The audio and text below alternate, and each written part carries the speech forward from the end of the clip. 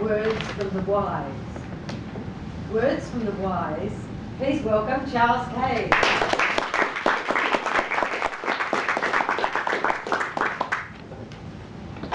It was a cool autumn afternoon. A 10-year-old boy was standing on the outside of the sports playing field. He was part of school rugby. He didn't like the sport, but he was there because it was compulsory. He thought, if I just stay up the back, I won't have to get up there amongst all the action. I won't get hurt. A mysterious figure appeared nearby. "Young Mr. Cave, what are you doing down there at the back of the field? You should get up there to the ball, kick it, get a goal." The boy was surprised. "Who are you?" "I'll tell you later, lad. Now get up there." The boy decided, I don't have any choice. He started running. He went up and gave a great big kick. Unfortunately, he missed. There was a chorus from all these other boys. "Cave, you idiot! You're hopeless!"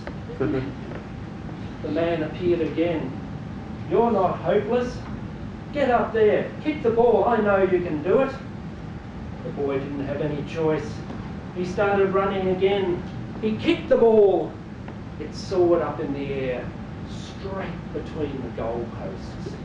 There was this almighty cheer. "Yay, Cave, you're the hero!"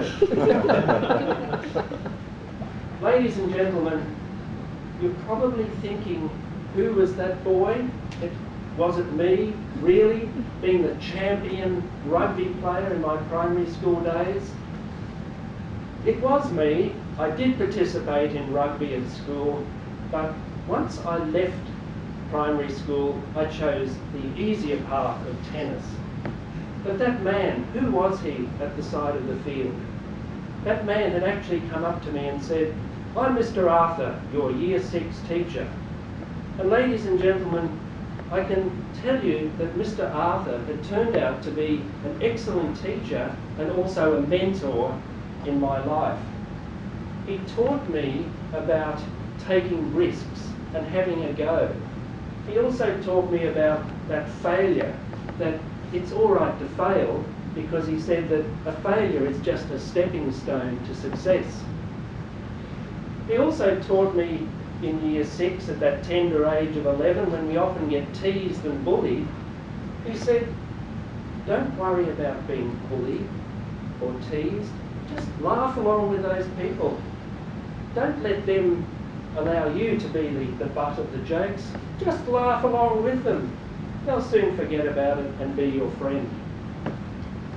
Ladies and gentlemen, I'm sure that many of you can think of a great role model that you've had in your life as a mentor.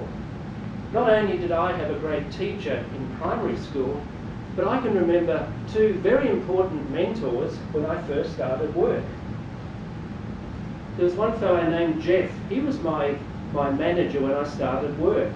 And not only did he give me consulting and advice on computer business systems, but something much more interesting, and that was wine appreciation.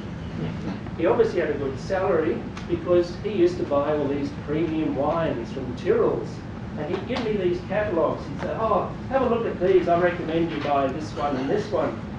I'd look at the price. I thought, "Oh, they're a bit pricey." But I took on his advice and I bought these wines, and I learnt a lot from him.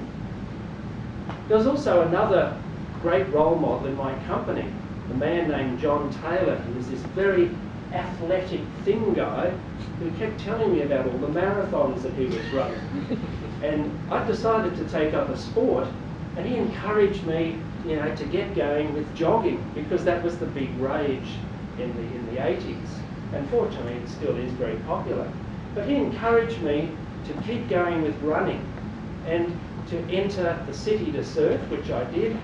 And then he inspired me to actually go into a marathon. And I went into the Harvard Diggers Marathon. He provided all this advice on how to train. I had a great big chart with my daily running goal, and I would work through it. So I sort of thank him for that great advice. Now, getting back to the sportsman, I think you can also think about many famous people that have identified people as mentors in their life. And talking about football, one of the great footballers of history, David Beckham, identified his mentor as Bobby Charlton, who actually played with Manchester United 20 years before Beckham was even born.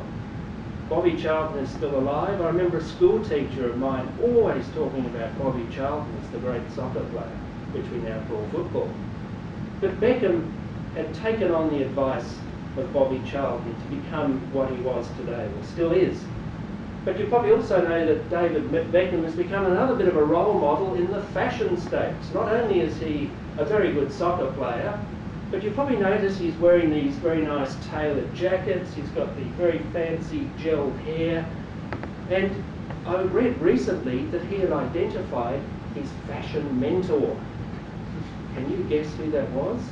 His fashion mentor used to be a member of a very big pop group called the Spice Girls. Her name is Victoria, and she is now his wife. But he identified her as the role model for fashion.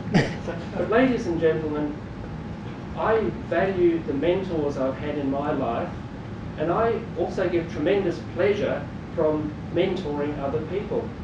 And I'm sure that you can think of people in your lives that have helped you grow, just like those two men in my first job that recognised my areas for growth and helped me enrich my life. I've always get great pleasure from mentoring people. I find that the experience and thinking about the problems and challenges that I've overcome in my life, thinking how can I then share the results with other people, usually younger people, less experienced. And I would encourage you all today to think about all of the challenges that you've had in life, the problems, how you've overcome them, and how you can help other people in your life, just like those people have helped me. Madam Toastmaster.